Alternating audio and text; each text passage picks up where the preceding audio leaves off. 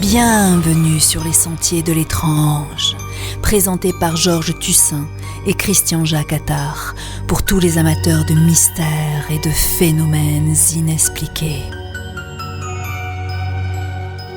Bienvenue dans notre émission sur les sentiers de l'étrange, où vous risquez peut-être de rencontrer sorcières et zombies. Eh bien oui, parce que c'est le thème de notre émission que nous allons aborder aujourd'hui avec Christian-Jacques Attard. Christian, bonjour. Bonjour. Je tiens à préciser quand même que tu es romancier, historien, cinéaste et même cinéphile, et que j'ai le grand plaisir de collaborer avec toi à cette émission, n'est-ce pas? Georges. Voilà. Et aujourd'hui, nous allons aborder deux sujets qui fascinent les personnes, surtout les jeunes, on va en parler pourquoi, sont sur les sorcières et sur les zombies. Or, pour cela, nous avons une invitée d'honneur. Je vous rassure, c'est pas une sorcière. Non, elle est une ravissante et talentueuse romancière. C'est Stéphanie Del Regno. Stéphanie, bonjour. Bonjour Georges.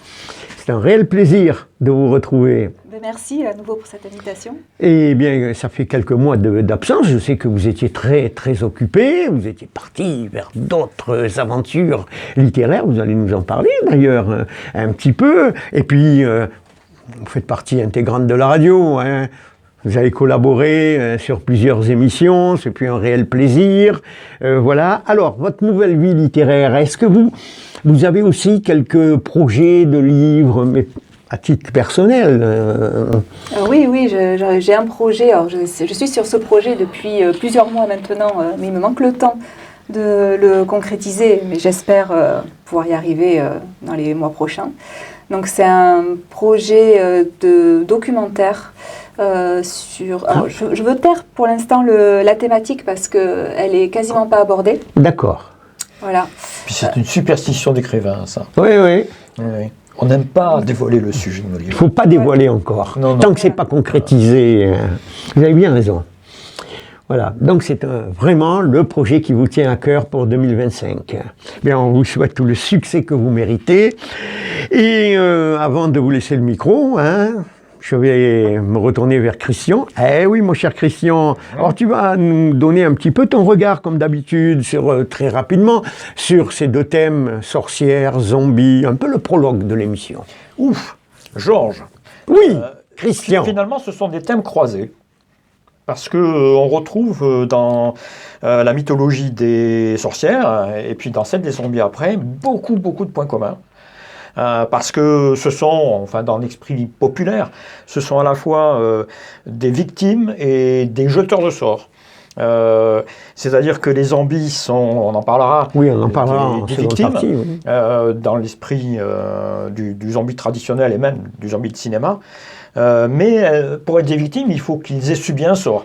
Les sorcières également, finalement. Elles sont à la fois des jeteuses de sorts dans l'esprit populaire, et puis elles ont malheureusement mal fini à cause même de cet esprit populaire qui a voulu se débarrasser de ces personnes qu'ils pensaient très dangereuses. Oui. C'était dangereuse pour eux. Oui, absolument. Excessivement. Oui, totalement. Donc ce sont des chemins croisés en fait. Et on verra que ce sont des chemins croisés aussi avec d'autres grands mythes, comme les vampires. Oui. Puisqu'il y a beaucoup de choses que l'on retrouve chez les zombies, qu'on retrouve aussi chez les vampires. Mais totalement. C'est également aussi un croisement que l'on peut faire avec le mythe de l'homme ressuscité. Frankenstein, par exemple. Oui. Qui a beaucoup, on verra, du vampire également. C'est intéressant, Là, on va ouvrir plusieurs portes, j'ai l'impression. Mais d'abord, on va aborder le chapitre des sorcières avec vous, Stéphanie, là. Alors dites-moi, vous avez consacré presque un chapitre entier dans votre livre Femmes, un de vos derniers livres, que je conseille à nos auditeurs et internautes. C'est le moment d'offrir cet ouvrage. Il est super documenté, très intéressant, un livre à avoir absolument. Et dans ce livre, il y a un chapitre sur les sorcières. Pourquoi vous vous êtes intéressé aux sorcières?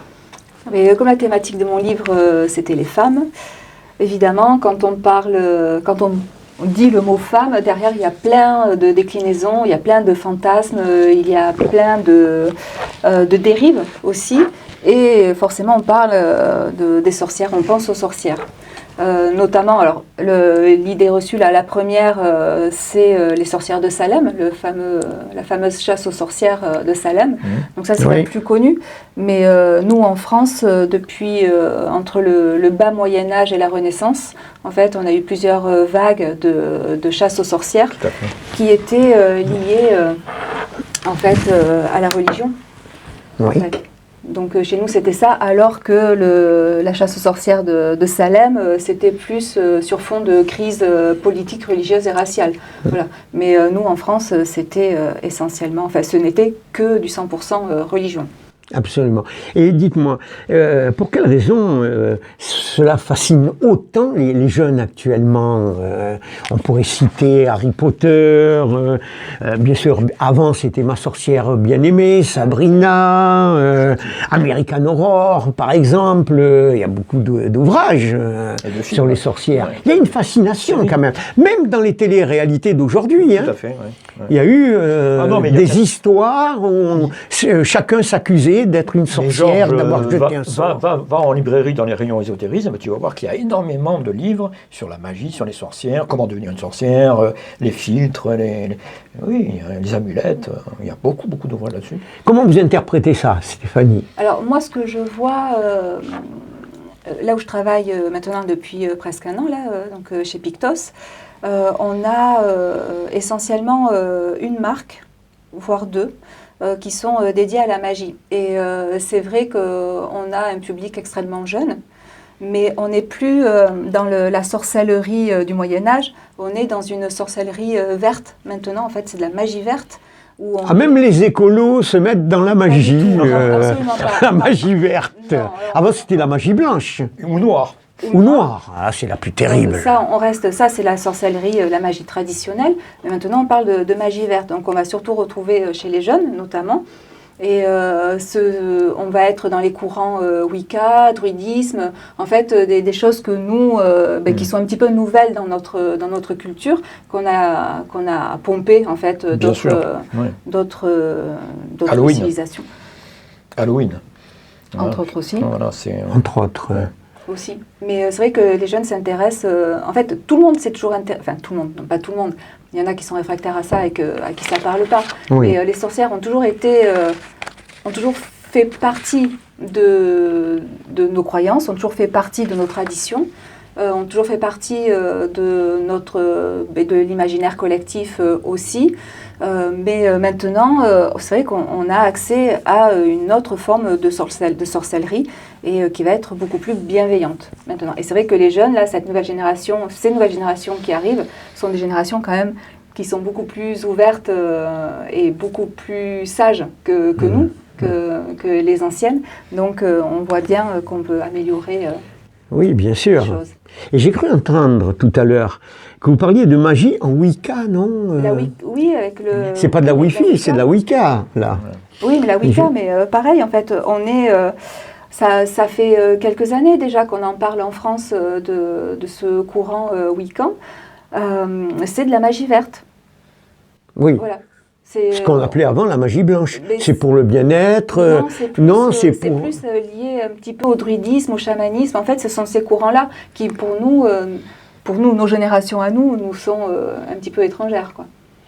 C'est dans cette tradition qui suppose que lorsqu'on lance du mal à quelqu'un, ça peut revenir en boomerang sur nous, non? C'est un peu dans leur tradition. On est vraiment dans la magie noire Oui. Et la sorcellerie péjorative, en fait. Mais après, non, la magie verte, au contraire, en fait, on va célébrer des divinités grecques, romaines. Oui. Ah non, on est au milieu de la forêt. C'est la magie sylvestre. Oui, entre autres. Oui, c'est ça. Ouais, on est plus proche de la nature, en fait. Oui. Je vois que ça évolue d'année en année. De génération en génération. De génération, de civilisation en civilisation, oui, bien sûr. Nous, ce qu'on a connu avec le spiritisme, la magie noire et tout ça, Maintenant, même s'il y a encore quelques adeptes, il y en a de moins en moins. Et tant mieux. Voilà, Absolument. au profit de la magie verte. Et d'après vous, les sorcières ont-elles un lien avec les féministes ou le pouvoir des femmes dans les figures modernes? Là, on ouvre un débat, là, par contre. Oh là là là là. Non? Ça veut dire quoi que... Fais attention que les pieds, genre. Hein. Ouais, c'est ça. C'est Oui. quoi que certaines femmes peuvent être taxées de sorcières dans leur malveillance? Non, mais c'est le pouvoir, au travers des sorcières, le pouvoir de la femme maintenant, qui faisait peur aux hommes. En fin de compte, au début, même au temps du Moyen-Âge, je pense que le pouvoir de la femme faisait peur à certains, surtout en milieu religieux. Le pouvoir de la femme fait peur depuis l'invention du christianisme, point barre. Depuis même bien avant, Adam et Ève, depuis la Bible, depuis... Oui, depuis le christianisme en fait, parce que le christianisme avant... c'était un petit peu après. Pourquoi à partir du christianisme, c'est intéressant. C'est Ève là. finalement. C'est Ève qui a commis le premier péché de trahison absolue avec Lucifer, le mal, etc. Oui, mais dans les évangiles, Marie-Madeleine avait une place prépondérante dans les évangiles. Oui. La femme Oui. que Elles ont été représentait effacées quand Marie-Madeleine. même, elles ont été effacées. Il ne reste plus que 8 femmes maintenant dans la Bible. Et toutes les autres ont été effacées. Donc on sait que la femme pose problème. Oui, oui, Mais bien sûr. Adam et Ève, c'est le christianisme, c'est la Genèse. Quand on regarde les sociétés d'avant, les civilisations d'avant, les Étrusques notamment, la femme était l'égale de l'homme. Oui, oui, tout à fait. Et même, elle était la protectrice parfois de l'homme. Si on prend les religions d'Assyrie, de Mésopotamie, Oui. c'était souvent la protectrice de l'homme. Ça l'est toujours, sauf que maintenant, ça l'est plus vu. Oui. Voilà. Il y a eu un basculement, donc, après ces civilisations que vous venez de citer, là, où la femme, véritablement, avait un grand pouvoir. C'était, en quelque sorte... hein, L'égale de l'homme, c'est tout. oui, oui. Oui, oui, elle est devenue suspecte. Mais oui. Suspecte de trahison. Oui, de Ouais. pactiser avec le diable. C'est ça, voilà. Vous voyez comment, de sorcière, on a dévié sur la femme. Parce qu'en fait, les sorcières, au tout début, en France, quand elles ont commencé à être qualifiées de sorcières et quand elles ont commencé à être pourchassées, c'était sous l'impulsion de, toujours pareil, le pape, c'est qui, Grégoire IX, au XIVe siècle. C'est lui qui avait un problème avec les femmes. Enfin, c'est lui qui s'est montré qu'on a pointé du doigt le plus. Le plus virulent. Voilà, avoir un problème avec les femmes. Et puis après, c'est lui aussi qui a mis en place l'Inquisition et qui a fait tous ces dégâts derrière. Quoi. Donc vive Grégoire IX, quoi. Mais c'était ça, en fait. C'était... au tout départ, en fait, Grégoire IX suspectait les femmes d'avoir une vie sexuelle épanouie ou je sais pas quoi, mais sous le contrôle du diable, en fait. C'était ça. Donc ça a démarré de là. Oui, absolument. Et après, ça a dévié, où tout le monde pouvait être suspecté d'être sorcière. Alors il y avait quelques hommes aussi. Hein. Ah, j'allais vous poser la Il y question. avait quelques hommes, mais très peu. En France, on a quelques chiffres. Est-ce qu'il y a eu des sorciers qui ont été brûlés, qui sont passés par l'Inquisition? Oui, mais j'ai jamais retrouvé leur nom. Autant les femmes, oui, les femmes sorcières, oui. Mais les hommes, non. Mais je sais qu'en France, il y a eu plus de 92% des sorcières, en fait, étaient des femmes. Ah oui. Donc il y avait quand même un peu plus de 7% de sorcières. Absolument, absolument. Voilà. Et Oui, là, ils étaient suspectés. En fait, c'était la... En même temps, il était très facile pour les sorciers hommes de renvoyer la culpabilité sur les femmes. Donc, c'est les femmes qui se faisaient prendre et les hommes qui y réchappaient, quoi, en fait. Oui. On a des cas dans le sud-ouest, par exemple dans l'Aude. Il y a un cas de sorcière. Oui. Vas-y. J'ai un cas dans l'Aude, je me souviens à peu près, c'était au XVIIe siècle, sous l'évêque Pavillon, donc l'évêque d'Alais. Et là, dans le Carcob, c'est dans les régions les plus froides de France, hein, tu vois, c'est la misère, les épidémies, les moutons qui meurent, enfin bon, et là on cherche des coupables. Donc on va récupérer un espèce de bonhomme qui va désigner en fait les coupables, Oui. qui seraient des sorcières, mais lui-même est un sorcier déjà. Donc on va le payer pour qu'il C'était puisse- généralement des femmes un peu marginalisées, on va dire, hein. ou trop belles, Ou trop, voilà, qui étaient dérangeantes. qui étaient dérangeantes d'une Ouais, manière ou d'une ouais, autre. ouais. Voilà. Et donc ce monsieur va chercher, va désigner une dizaine, une quinzaine de femmes qui vont être regroupées dans une prison, quoi, en attente d'un jugement sommaire, bien sûr. Oui. Mais on a clairement payé un sorcier pour désigner des sorcières. Oui. Donc on comprend que les hommes échappent plus facilement que les femmes, quelquefois, à la vindicte populaire, quoi. Et là, très étrangement, c'est un évêque, c'est l'évêque Pavillon, qui entend parler de cet emprisonnement et qui va affronter pendant 3 jours de marche forcée d'Alès jusqu'au sommet des Pyrénées, sous la neige, va affronter donc les intempéries pour sauver ces femmes. Et il va y arriver. Et il va arriver donc... alors, on ne peut pas forcément généraliser, puisque là, c'est l'Église qui sauve les Oui, sorcières, absolument, finalement. absolument. L'évêque d'Alès va donc sauver ses sorcières. Ah oui. Voilà. À la dernière Histoire minute. intéressante. Voilà. Là, c'est super. Et j'aimerais raconter quand même, très rapidement, l'histoire d'Angèle de la Barthe, qui était une sorcière qui habitait près de Toulouse, près de Muret, donc c'était proche. Oui. Elle habitait à la Barthe-sur-Lèze. C'est ça. Voilà, village moderne maintenant. Et elle fut accusée d'avoir eu des relations charnelles avec Satan. Et cela a donné naissance à l'âge de 53 ans, paraît-il, à un monstre à tête de loup et à queue de serpent. Elle fut condamnée en 1275 pour sorcellerie par l'Inquisition à être brûlée vive sur la place de Toulouse, et ce fut la première femme, première sorcière à être brûlée à Toulouse. Et il y a quelques mois de cela, j'étais tombé sur la déclaration de procès-verbal de cette Angèle de la Barthe, voilà, qui, à mon sens, peut-être, elle a mis au monde un être un petit peu difforme, étant donné son âge, 53 ans, peut-être, quelqu'un d'handicapé, qu'à l'époque, on a dit, voilà, c'était à cause de la relation avec Satan. Ça peut aller loin, ça. La pauvre femme a été brûlée, première sur Toulouse. Et vous connaissez une histoire aussi de sorcière un petit peu particulière?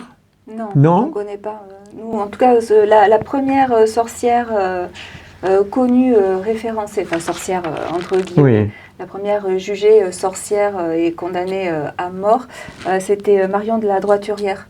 Elle a été brûlée vive sur les bûchers en 1390. Ah oui, d'accord. Voilà. D'accord.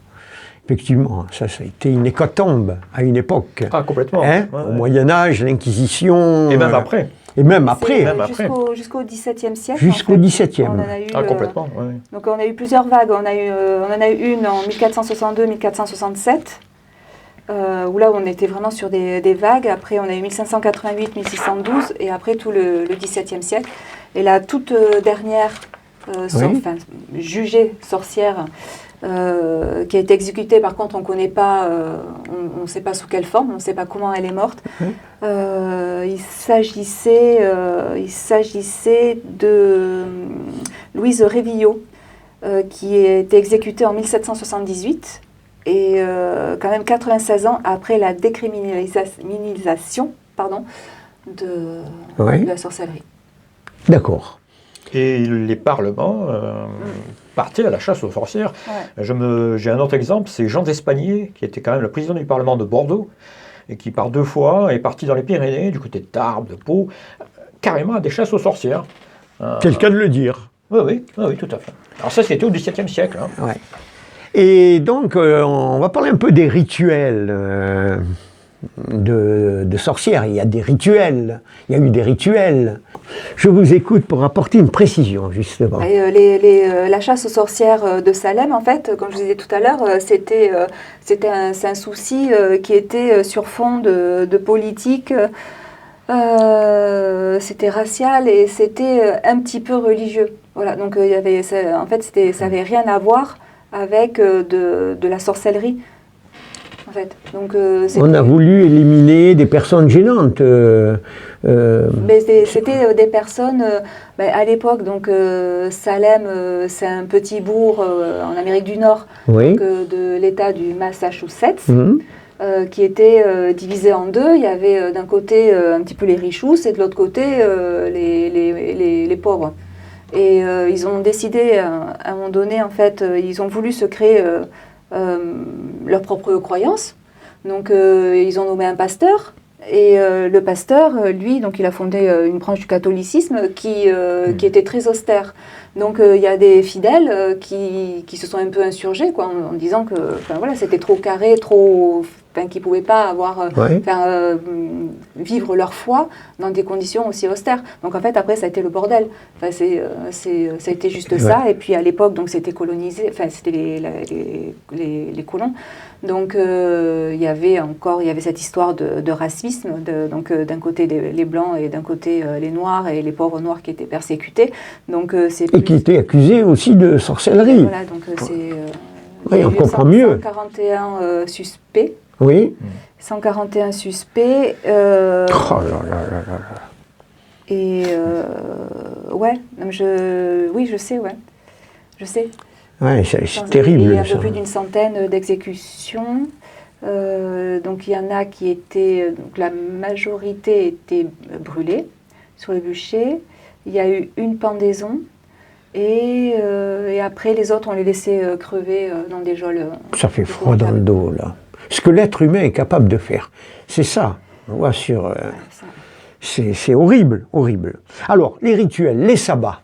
Expliquez-nous un petit peu en quoi cela consiste.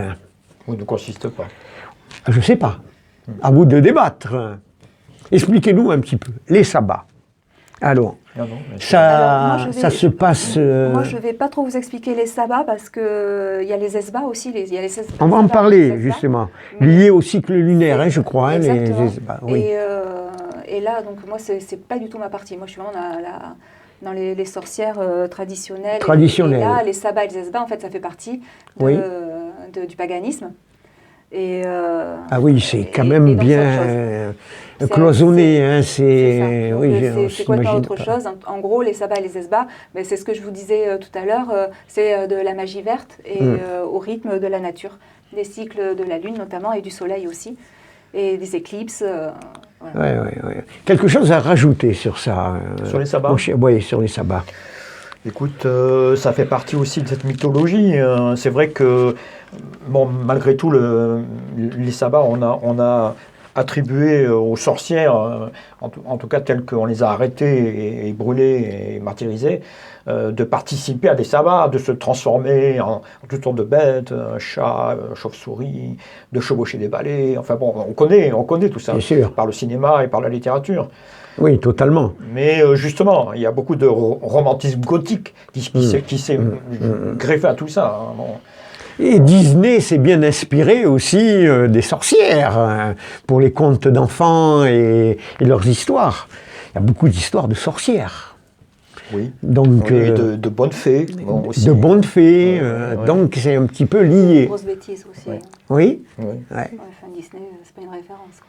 Oui, bien entendu. Bien, écoutez, on ouvre le volet maintenant des zombies, ce qui ne nous empêchera pas aussi peut-être c'est croisé que tu... absolument. Et là, j'étais stupéfait, mon cher Christian, d'apprendre que les zombies existaient. Complètement. Alors, mais avant d'en parler, là, si tu veux, toi qui es cinéphile, comment expliques-tu un petit peu un tel succès pour les récits post-apocalyptiques, on va dire, des zombies? Mais tu veux dire actuellement? Actuellement, sur Walking Dead, La Nuit des Morts Vivants, c'est un peu plus ancien. Parce que je pense que ça rejoint... Oui, absolument. Ça rejoint nos peurs actuelles. En fait, ça rejoint, on le voit, les peurs d'épidémie globale, mondialisée. Ça rejoint notre peur face au transhumanisme aussi. Que va devenir l'être humain? Est-ce qu'on ne va pas perdre notre âme? Est-ce qu'on ne va pas être remplacé par des machines qui finalement vont faire de nous des zombies? Oui, en quelque sorte. D'une certaine manière. Est-ce qu'on va survivre au réchauffement climatique? Est-ce que ce réchauffement climatique ne va pas lui-même nous transformer en des sortes de zombies à la recherche d'eau, à la recherche de nourriture?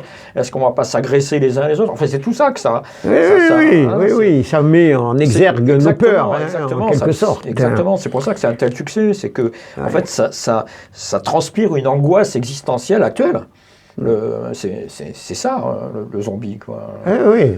Mais alors, moi, j'ai été surpris d'apprendre que les zombies, ben, ça existait, bon, on va en parler dans le monde entier, mais plus particulièrement en Haïti, avec une relation avec la religion vaudou, en quelque sorte. Tout à fait. Mais la religion vaudou, bon, elle est originaire d'Afrique, du golfe de Guinée, donc de ces pays... D'Afrique. Oui, oui. Donc, en fait, elle a été amenée à Haïti par les esclavagistes. Hein, c'est-à-dire qu'au XVIIe siècle, on a commencé à piller Haïti. Quand je dis on, ce sont les Européens, les Espagnols. C'est Christophe Colomb qui a découvert Haïti, Hispaniola à l'époque. Et quand il a pillé toutes les ressources minières de l'île, de la grande île, hein, Saint-Domingue, Haïti étant la gueule, on va dire, de l'île de Saint-Domingue, il s'est dit, bon, maintenant, on a tout pillé au niveau minier, il faut essayer de faire feu de tout bois, il reste quand même le sucre, il reste toutes sortes d'épices, tout ce dont les Espagnols étaient friands, le café, enfin plein de choses qu'il fallait récolter et ramener en Espagne. Et pour ça, on avait besoin de main-d'œuvre, parce que l'île n'y suffisait plus, quoi. Et donc, on a ramené des esclaves d'Afrique. Ouais. Et les esclaves d'Afrique ont ramené avec eux leur culte. Et c'est comme ça que Donc, le vaudou. Donc, parmi d'autres. Parmi d'autres, parce que c'est vrai que le vaudou a pris des tas de formes. Alors, on rappelle ce qu'est le vaudou. Parce que... C'est une religion, mais alors, c'est ce qu'on appelle, basée sur quoi? À Haïti, on appelle ça une religion, enfin pas qu'à Haïti, au Brésil, en Louisiane, à Cuba, même en Afrique du Nord, hein, parce qu'il y a des pratiques qui s'assimilent au vaudou, au Maroc par exemple. C'est ce qu'on appelle une religion syncrétiste, c'est-à-dire qu'elle est faite à la fois d'animisme. Alors l'animisme étant l'idée que les dieux puissent s'incarner dans la nature, hein, dans les rochers, l'herbe, les arbres, les fleuves, mais aussi le christianisme. Puisque quand les esclaves ont été amenés par bateau, par cargaison entière à Haïti et ailleurs, en fait à bord il y avait des prêtres, où il y avait des gens qui essayaient de les convertir au christianisme. Donc il y a une espèce de mélange qui s'est fait entre leur religion d'origine et l'idée qu'ils se sont faite du christianisme. Oui, mais alors le rôle de la zombification, on va l'appeler comme ça, c'est quoi? C'est une forme de punition, un moyen de contrôle Alors à Haïti, il y a trois sortes de... Enfin aujourd'hui, les anthropologues pensent qu'il y a trois sortes de zombies. Il y a le zombie psychiatrique, c'est-à-dire qu'il n'est pas plus zombie que toi et moi, mais si tu veux, il y a, comme partout ailleurs, des schizophrènes, des gens qui ont des problèmes psychiques pathologiques, psychiatriques. Voilà, des pathologies psychiatriques lourdes. Et le contexte social et le contexte psychosocial aidant, ces gens-là vont développer une sorte de zombification, si on peut dire, hein, c'est-à-dire une sorte de comportement qui va les rapprocher de ce qu'on peut qualifier de zombies dans l'esprit populaire, alors qu'ils ne le sont pas. Oui, là ce sont des Ils cas... vont prendre des apparences. Voilà, des cas psychiatriques. On peut dire la première forme. Oui. Après, il y a une seconde forme de zombie que moi je pourrais qualifier de zombie à la Martin Guerre. Je ne sais pas si vous connaissez le film Martin Guerre. Martin Guerre... Ça vous dit quelque chose avec Depardieu? Oui.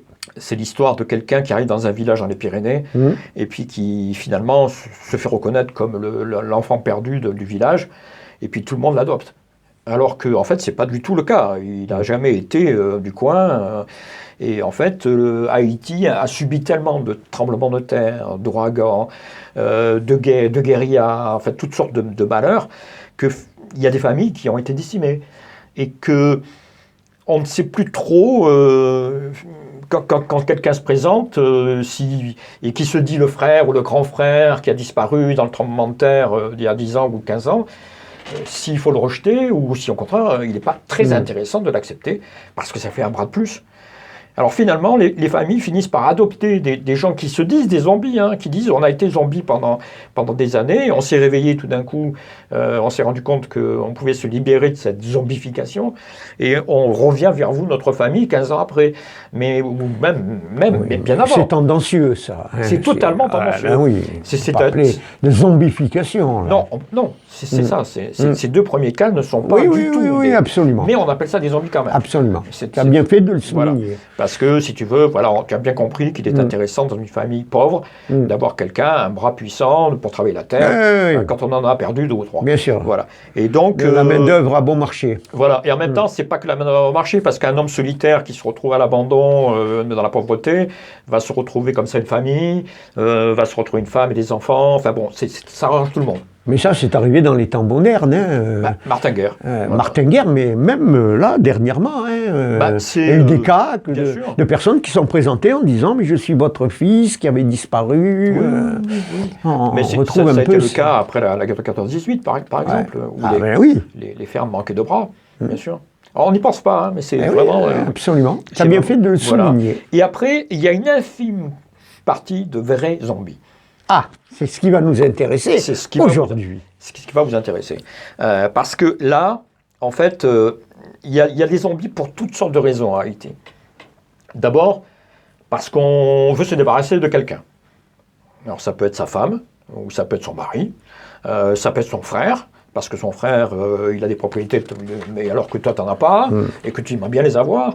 Ça peut être aussi parce qu'on veut une femme, parce que les femmes sont toujours, malheureusement, les victimes, bien souvent, parce qu'une femme est très jolie, et que ça serait bien de pouvoir la posséder. Et donc, on va mettre en place une zombification, effectivement. On peut appeler le terme, on peut appeler ce terme-là. Ou alors, il y a encore une autre raison, il y en a plein, en fait, il y en a des dizaines de raisons, qui est... on a affaire à un criminel, on a affaire à un violeur, on a affaire à un voleur, on a affaire à un assassin. Tout le monde le connaît. La justice le laisse faire, parce que Haïti, c'est actuellement l'anarchie, et ça a toujours été, finalement. Bon.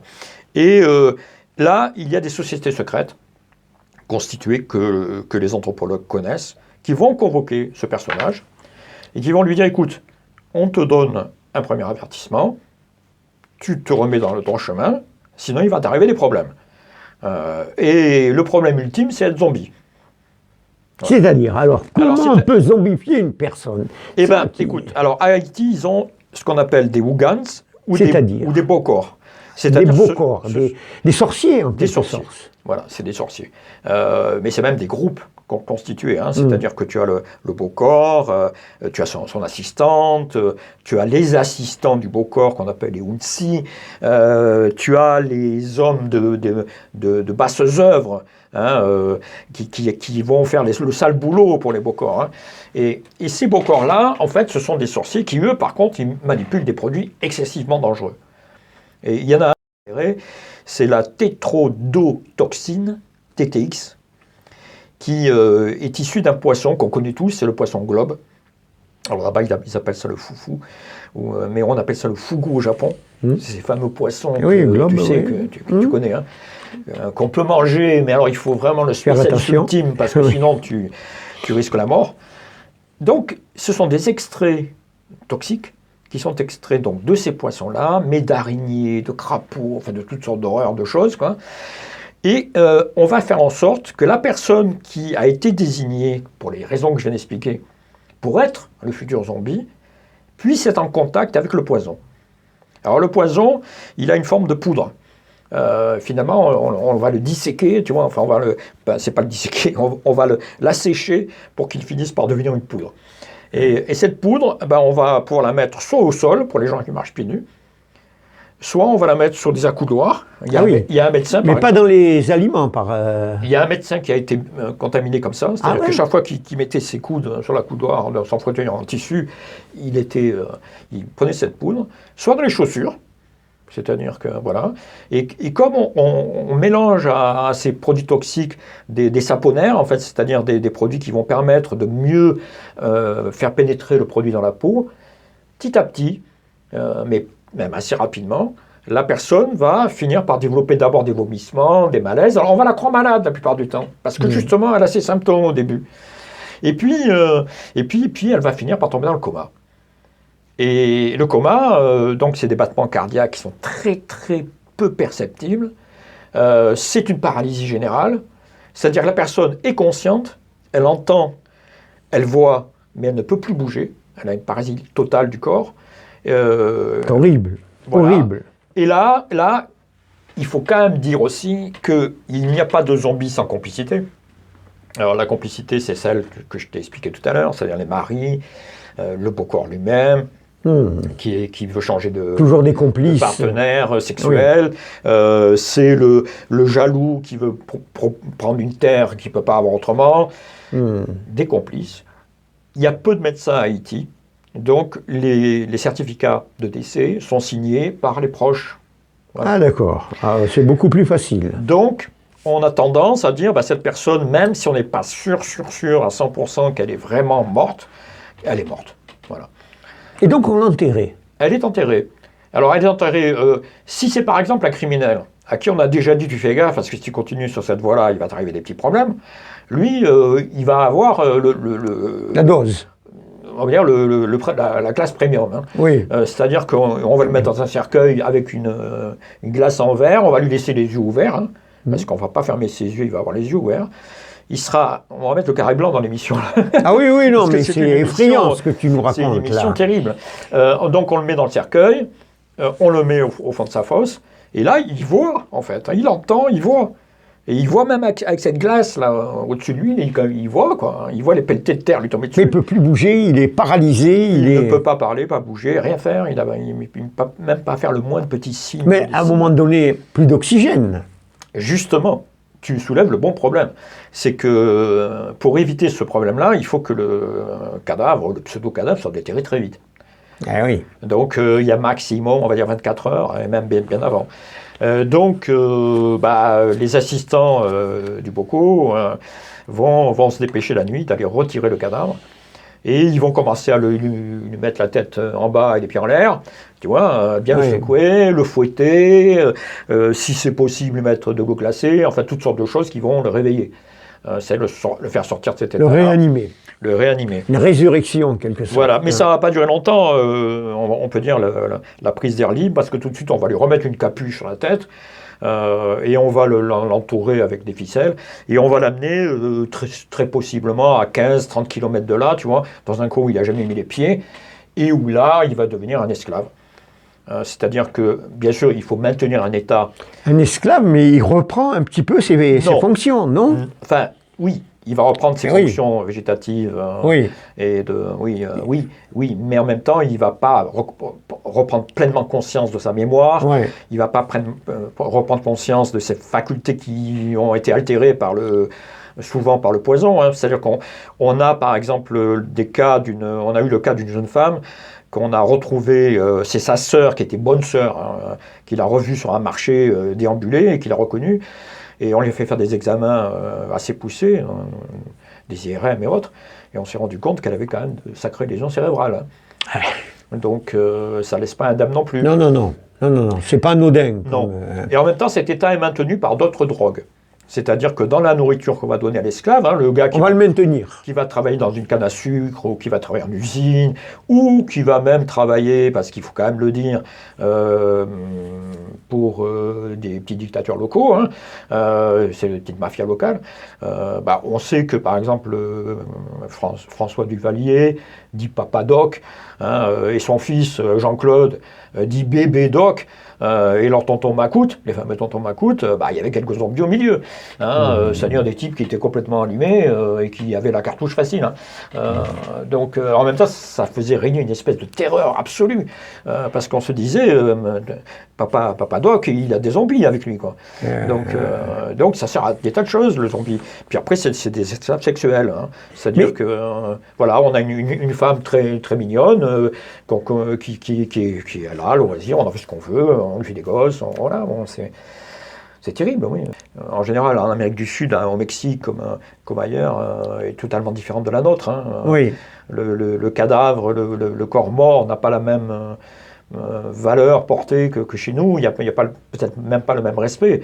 Il y a des bocaux, par exemple, qui se servent de morts. Je me souviens d'un cas où quelqu'un dit « mon voisin me veut du mal, je crois que j'ai des poules qui meurent, c'est lui, c'est sa faute ». Il va voir un boco, donc un sorcier, et le sorcier lui donne un liquide, il lui dit « tu verses le liquide autour de chez toi, et puis tu verras, il va arriver un problème à ton voisin, quoi ». Alors le gars qui a été voir le boco lui dit « non, moi je veux pas qu'il meure, le voisin ». Oui. Et puis le lendemain matin, il se réveille et il y a un mort, quoi. Il y a un type tout nu étalé là où il a mis le liquide. Visiblement, c'est une arnaque. Tu vois, le sorcier a dû aller déterrer dans un cimetière un mort assez frais et il a posé là en faisant croire que c'était son filtre très puissant qui a déposé qui avait tué le voleur. Donc, tout est possible là. Tout est possible. Mais c'est quand même pris au sérieux en Haïti actuellement, je parle. On est en 2024. Bien sûr. C'est non seulement pris c'est pas relayé au titre des légendes. Ah non. Il s'est même légiféré. Il y a une loi, un article de loi qui interdit ce genre de pratique.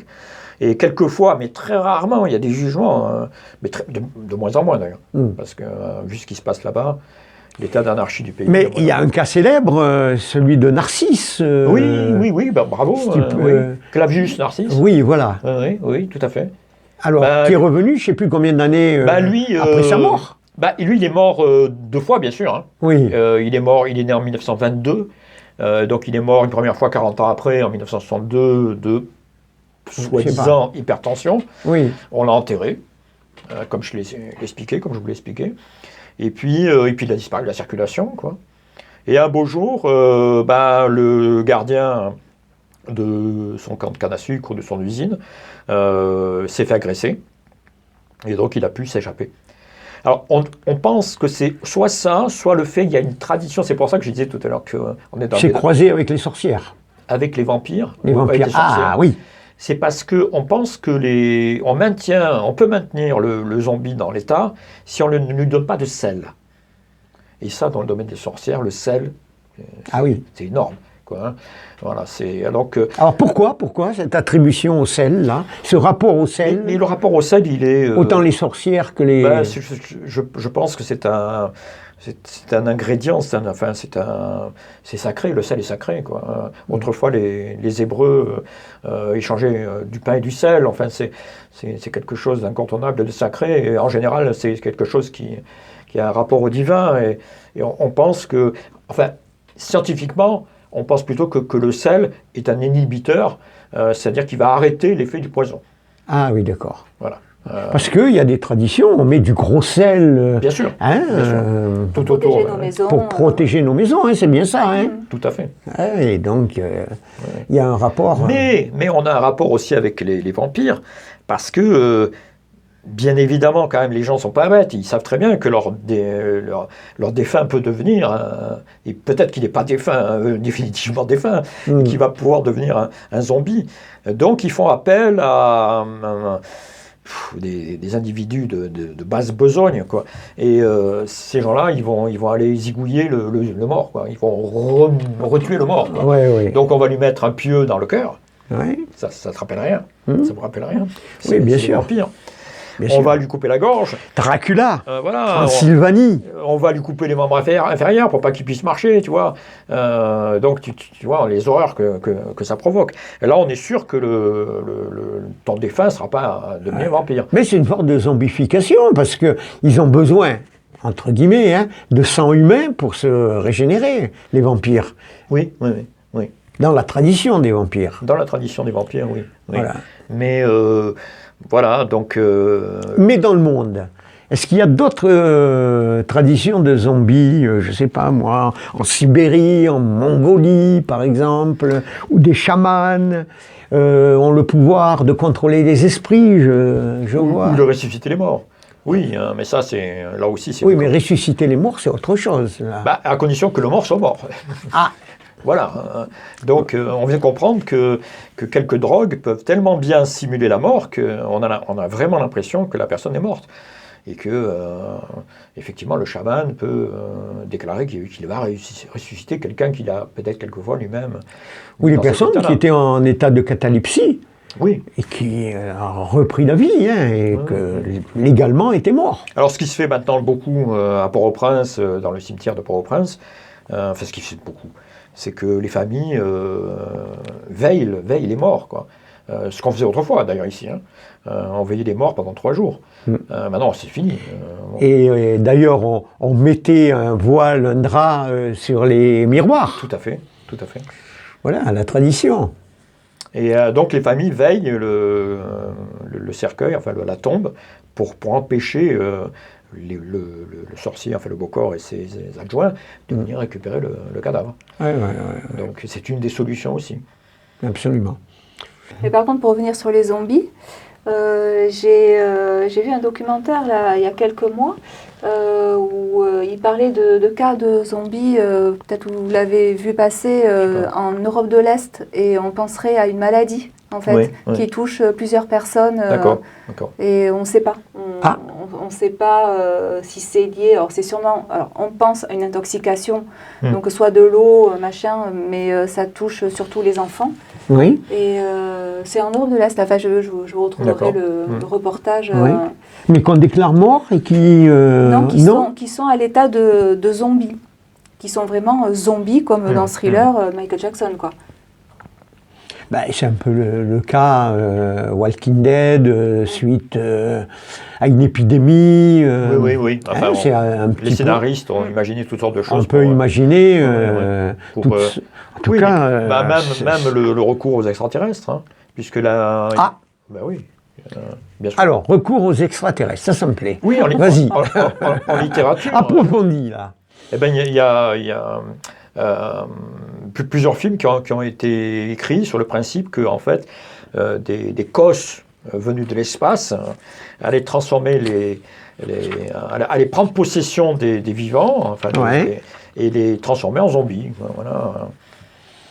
C'est les profanateurs de sépulture. Voilà, c'est intéressant. Voilà. Et je vais te poser la même question qu'à Stéphanie, en ce qui te concerne, parce que tu es romancier, tu es auteur. Est-ce que ça te tente d'écrire un jour un livre? Sur le plan historique, oui, parce que comme je t'ai expliqué, par exemple, je vous ai expliqué l'histoire de cet évêque, qui au péril de sa vie, finalement, a été sauvé des sorcières.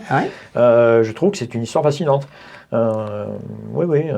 Peut-être un projet littéraire futur, là. Je pense pas, parce que malheureusement, en littérature, et Stéphanie est là pour nous le dire, on se fait de fausses idées sur ce que le public va pouvoir aimer ou apprécier. Et quelquefois, quelque chose qui nous touche à nous, et on a l'impression que ça va faire effectivement un super roman, qui n'intéressera personne, en fait.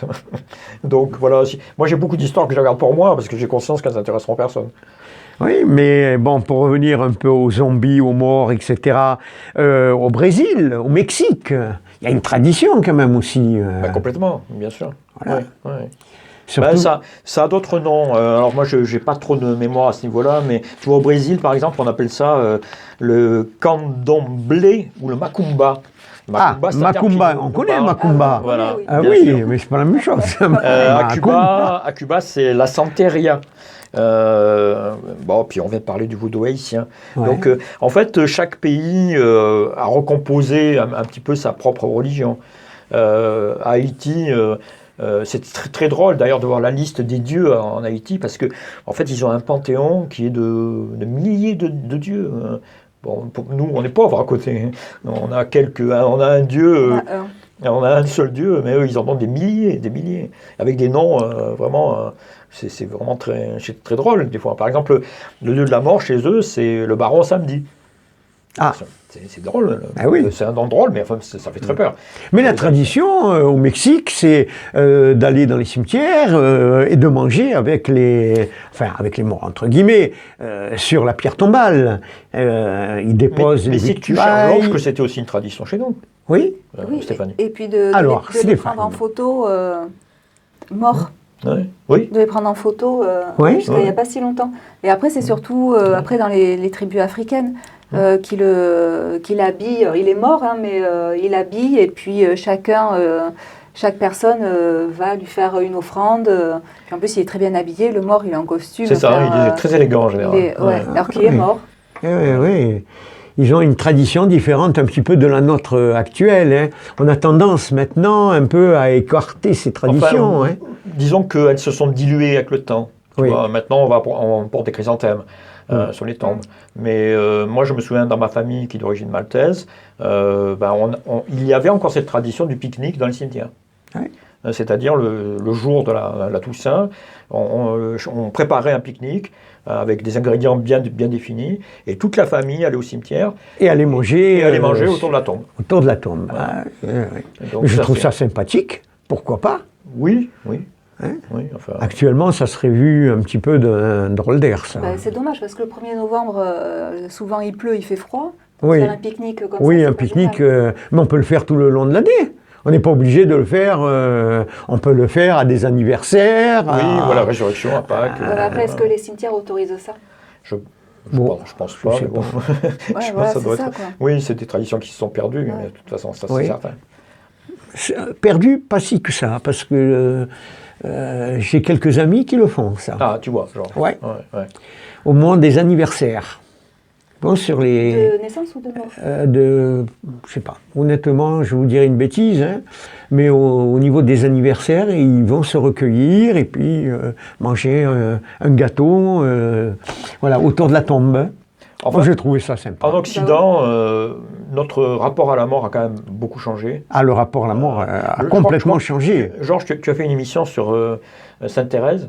Non, pas Sainte-Thérèse, la bergère d'ici. Oui, Saint-Germain de Sainte-Germaine, Pibrac. excuse-moi, Sainte-Germaine. Saint-Germain. Et tu citais le cas de Sainte-Germaine où on a sorti le corps de son emplacement et Totalement. on l'a laissé des années Oui. dans la sacristie. Oui, Voilà, ça choquait personne hein, finalement. ouais, ouais, Voilà. totalement. Et c'est des choses qui se sont vues. Qu'on avait retrouvé en état Ouais. intact. Mais d'ailleurs, Saint-Germain. à Toulouse comme à Milan, c'est bien connu en Italie, il y avait des endroits où les momies étaient visibles de tout le monde. Ah ben oui, étaient complètement. visitées par tout le monde. Donc le rapport à la mort en Occident a quand même énormément changé. Il y a eu des tas d'écrivains célèbres, des historiens célèbres qui l'ont étudié.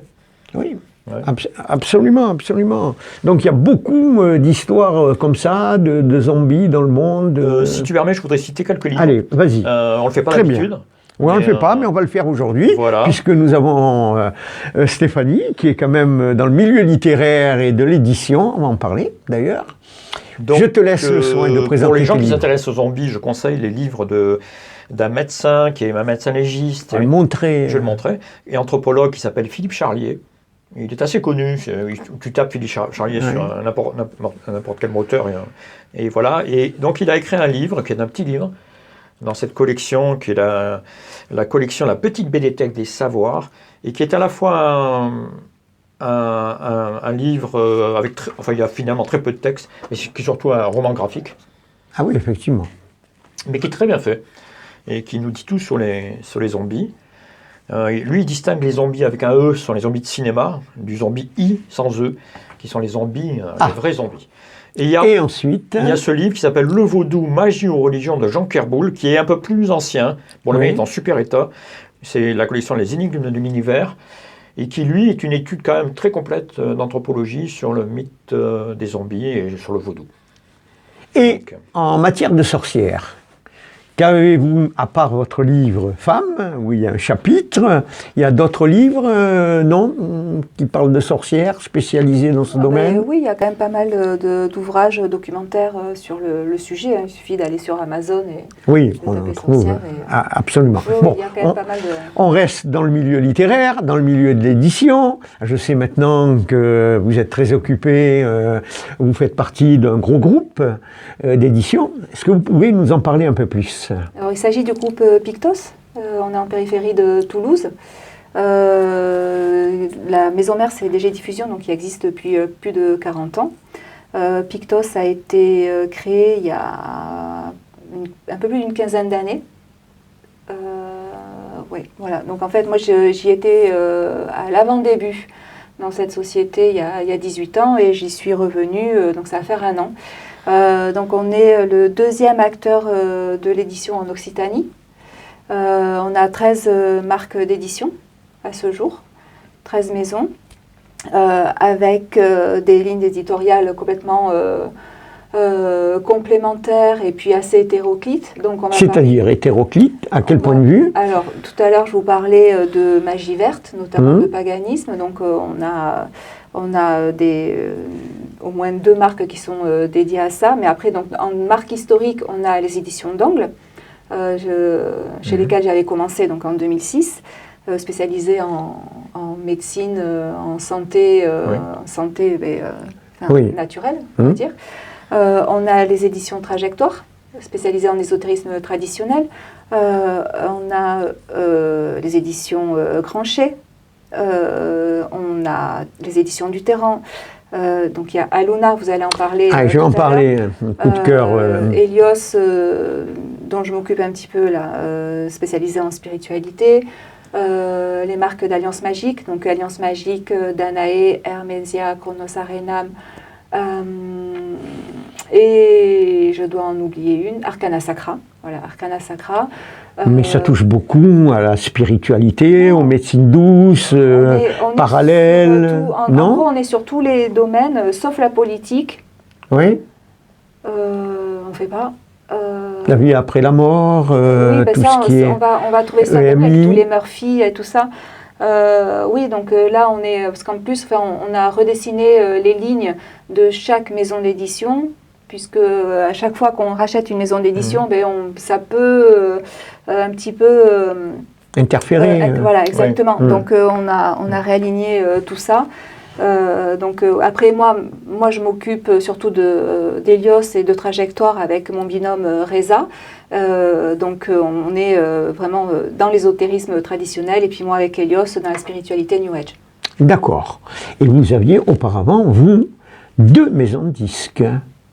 La Vallée Heureuse et Sibylline. Alors oui, la Vallée Heureuse qui existe toujours.